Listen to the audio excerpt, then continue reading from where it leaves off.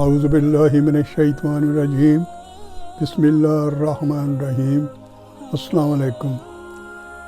آج میں باقاعدگی سے، کیونکہ پہلے میں نے سلسلہ یہ جو صورتوں کی آیات ہیں ان کے جو انسان کی بہتری کے لیے اللہ سبحانہ تعالیٰ نے فرمائی ہیں قرآن پاک میں، وہ بیان کرتا آ رہا تھا، سورہ النور پر آ کے ختم کی تھی۔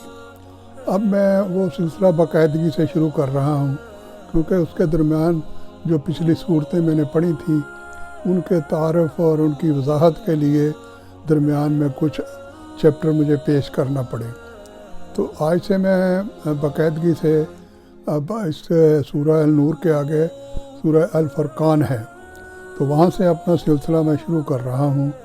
تو اب ایسے سورہ فرقان جو ہے یہ مکی صورت ہے، اس کی 77 آیات ہیں اور 6 رکوع ہیں۔ تو جیسا کہ میں عرض کرتا ہوں کہ نماز ہمارے لیے ایسے ہی ضروری ہے جیسے ہر انسان کو سانس لینا ضروری ہے۔ تو اس صورت کا بنیادی مقصد اسلام کے بنیادی عقائد کا اثبات اور ان کے بارے میں کفار مکہ کے مختلف اعتراضات کا جواب دینا ہے۔ نیز اللہ تعالیٰ نے کائنات میں انسان کے لیے جو بے شمار نعمتیں پیدا فرمائی ہیں انہیں یاد دلا کر اللہ تعالیٰ کی فرما برداری، اس کی توحید کا اقرار اور شرک سے علیحدگی کی طرف دعوت دی گئی ہے۔ سورت کے آخر میں اللہ تعالیٰ کے نیک بندوں کی خصوصیات بیان فرمائی گئی ہیں اور ان کے صلہ میں اللہ تعالیٰ نے ان کے لیے آخرت میں جو اجر و ثواب رکھا ہے اس کا بیان فرمایا گیا ہے۔ الفرقان سے مراد حق و باطل میں امتیاز کر دینے والی کتاب یعنی قرآن حکیم ہے۔ تو اس لیے میں جو ہے اس کا تھوڑا سا خلاصہ ابتدائی پیش کرتا ہوں۔ تو لاہور میں ایک بابا جی عرفان ہیں، ان کی ایک ویڈیو مجھے بہت پسند آئی۔ اس میں انہوں نے فرمایا کہ قرآن کے متعلق، کیونکہ یہ الفرقان قرآن کا دوسرا نام ہے، تو قرآن کے متعلق انہوں نے کتنی اچھی باتیں بتائی ہیں جو کہ میں پیش کرنا ضروری سمجھتا ہوں۔ انہوں نے فرمایا کہ قرآن بھی بات کرتا ہے آپ سے اور اللہ بھی بات کرتا ہے آپ سے۔ اللہ تو یہاں تک کہتا ہے کہ مجھ سے کانا پھوسی کرو، جیسے کہ نماز میں کانا پھوسی کی جاتی ہے۔ آپ اللہ سے بات کر رہے ہیں، آپ کی آواز آپ کے ساتھ کھڑے ہوئے کو نہیں آتی، تو آپ کے اپنے کانوں میں آ رہی ہوتی ہے۔ تو قرآن کا سننا یہ ہے کہ قرآن آپ سے بات کرتا ہے، آپ قرآن روز پڑھتے ہیں، گزر جاتے ہیں، لفظ آپ کو روکتا نہیں، لیکن جب آپ کو روکتا ہے اس دن اللہ جواب دے رہا ہوتا ہے۔ تو یہ وہی بات ہے جو پروفیسر ریاض مجید صاحب فرماتے ہیں کہ سلام کرتے ہوئے ہم تو دیکھ سکتے نہیں، جواب دیتے ہوئے وہ تو ہم کو دیکھتے ہیں۔ تو آپ کو نئے انداز سے نئی بات سمجھ آ رہی ہوتی ہے۔ وہ قرآن کی گفتگو آپ سے ہوتی ہے، اور قرآن کی گفتگو کیا ہے؟ ساری زندگی قرآن پڑھتے جائیں، ساری زندگی نئے مفہوم آئیں گے، ساری زندگی نئے معنی آئیں گے۔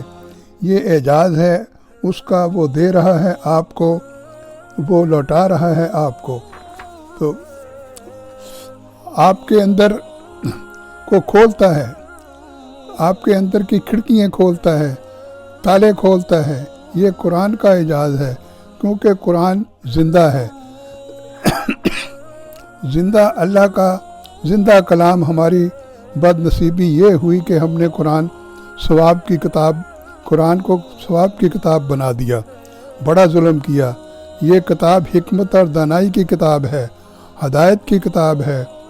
2 گروپوں کے لیے کہا گیا ہے کہ یہ ہدایت کی کتاب ہے، مدل المتقی اور مدل الانسان۔ نسا میں ہم آتے ہیں، یعنی کہ انسان ہم ہیں۔